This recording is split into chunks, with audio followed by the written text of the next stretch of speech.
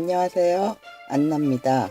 안나의 백지편지에서는 고양시에서 살아가는 일상의 이야기를 정해진 형식 없이 백지편지에 때로는 사진을 찍듯, 때로는 일기를 쓰듯, 때로는 친구에게 수다를 떨듯 이야기를 소개하고 있습니다.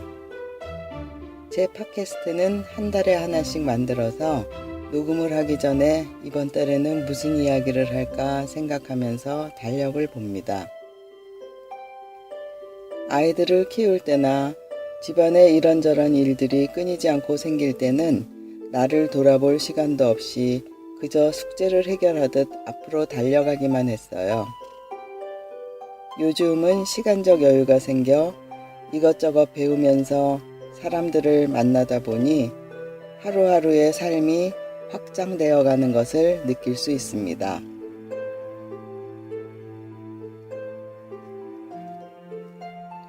팟캐스트 제작단을 하면서 알게 된 분의 소개로 4월부터 고향 시민 모임에 한 달에 한 번 나가고 있어요. 20여 명 정도 모이는데 낯선 사람들과의 만남이 익숙하지 않아 아직까지 갈 때마다 마음이 뻘쭘하기까지 하답니다. 그래도 돌아올 때는 그래, 오늘 내가 세상의 한 자락을 또 배웠구나 하는 생각을 하게 됩니다. 연령층이 30대부터 80대까지 있는데 이번 달에 나보다 윗세대 분이 새로 오셨어요. 원래 나오시던 분이 아내를 초대해 함께 오신 거였어요. 헤어질 때 새로 오신 분이 명함을 주시길래 할머니가 명함까지 가지고 계시네 하면서 집에 와 인터넷으로 검색해 보았어요. 그런데 우리나라 여자들의 심리에 관한 책을 많이 쓰셨더라고요. 그래서 도서관에 가서 그분의 책을 몇 권 빌려와서 읽어보았어요. 70대 후반에도 책을 발간하셨는데 내가 살아가면서 궁금했던 것들을 책 속에서 명쾌하게 알려주어 반가웠습니다. 세상 밖으로 눈을 돌리니 좋은 사람도 만나고 좋은 책도 접하게 되고 삶의 지혜를 배울 수 있는 것 같아요. 이렇게 한 자락 한 자락 배워나가는 것이 삶에 활력을 주고 더 알고 싶고 더 배우고 싶은 열정을 갖게 하는 것 같아요. 그 시민 모임은 모임에 나오는 사람들이 돌아가면서 진행을 맡습니다. 그달의 진행을 맡은 사람이 책을 선정하면 그 책을 각자 읽은 다음 모인 날 그 책에 관한 이야기를 나눕니다. 책 토론 전에 진행자가 본인의 소개를 우선 합니다. 나는 어떤 시민으로 살아가고 있는지에 대해 이야기를 해요. 가정의 울타리 속에서 크게 벗어나지 못한 채 살아온 나로서는 진행 방법이 부담스러워 매번 갈 때마다 망설이게 되지만 새로운 도전으로 받아들이면서 참석하고 있답니다. 이번 달은 이달의 진행자가 번역한 책을 읽고 이야기를 나누었습니다. 2시간 동안 인간이란 무엇인가? 우리의 참모습이 무엇일까? 그 외에 늙음과 병듦에 관한 이야기를 나누었습니다. 깊은 주제이다 보니 2시간으로는 부족하다는 생각이 들었어요. 하지만 어떻게 살아야 하며 어떻게 죽음을 맞이해야 되는지 다시금 생각해보는 시간이었습니다. 나는 토론할 때 돌아가시기 전에 우리 집에 계셨던 시아버지의 이야기를 언급하면서 이야기를 꺼냈지만 한 사람의 인생을 짧은 시간에 표현하기는 쉽지 않았습니다. 8월은 남편의 생일달인데 새삼 시아버지의 존재가 깊게 다가왔습니다. 시아버지는 돌아가시기 전에 우리 집에 머물게 되셨죠. 그때 아이들이 초등학교, 중학교, 고등학교에 다니고 있어 자식들 뒤치다꺼리로 경황이 없을 때였어요.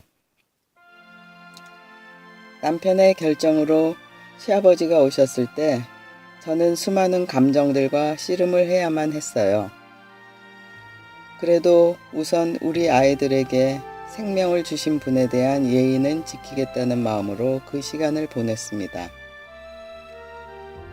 그리고 나의 결혼 생활에 버팀목이 되어주셨던 분에 대한 예의이기도 했고요.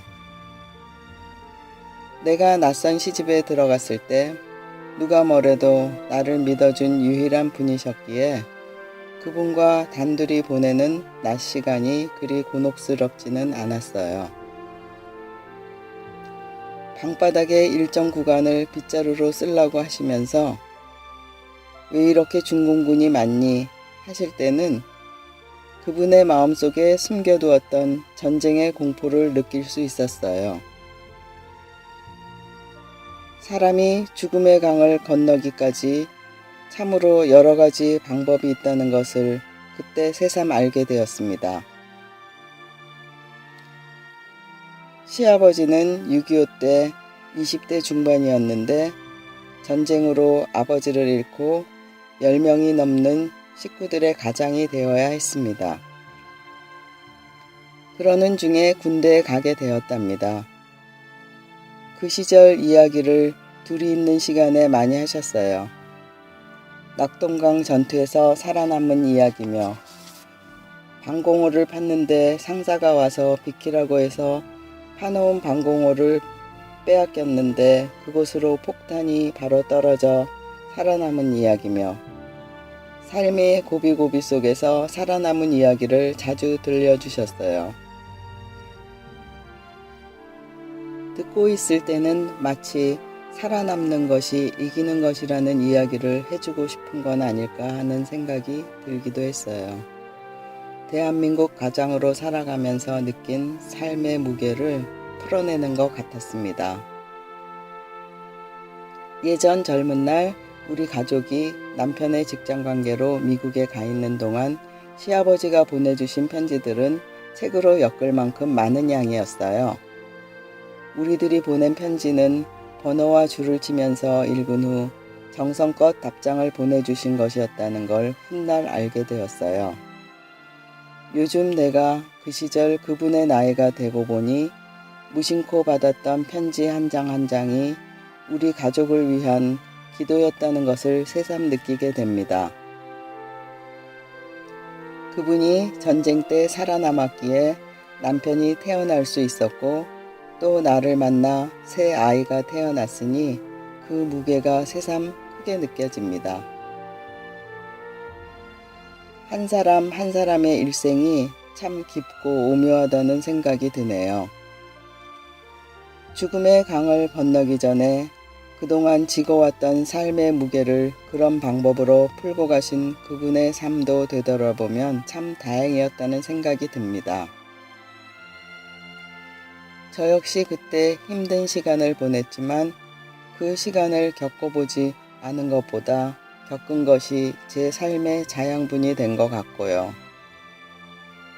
한 사람 한 사람에게 다가오는 죽음 앞에서 떠나는 사람이나 떠나보낼 준비를 하는 사람은 죽음에 대해 저마다 깨달음을 얻게 되는 것 같아요.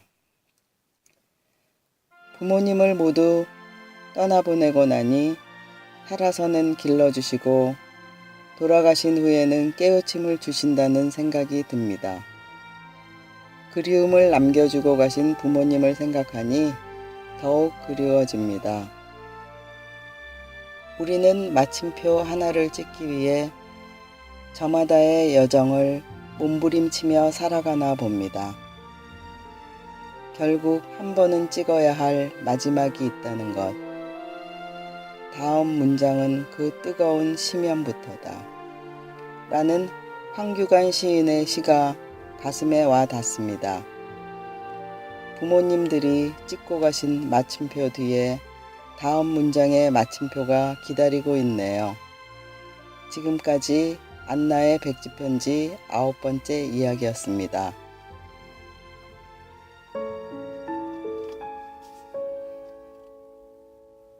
마침표 하나, 황규관. 어쩌면 우리는 마침표 하나 찍기 위해 사는지 모른다. 삶이 온갖 장가지를 뻗어 돌아갈 곳마저 배신했을 때 가슴 깊은 곳에서 꿈틀대는 건 작은 마침표 하나다. 그렇지. 마침표 하나면 되는데 지금껏 무얼 바라고 주저앉고 또 물었을까? 소멸이 아니라 소멸마저 태우는 마침표 하나. 비문도 미문도 결국 한 번은 찍어야 할 마지막이 있는 것. 다음 문장은 그 뜨거운 심연부터다. 아무리 비루한 삶에게도 마침표 하나. 이것만은 빛나는 희망이다.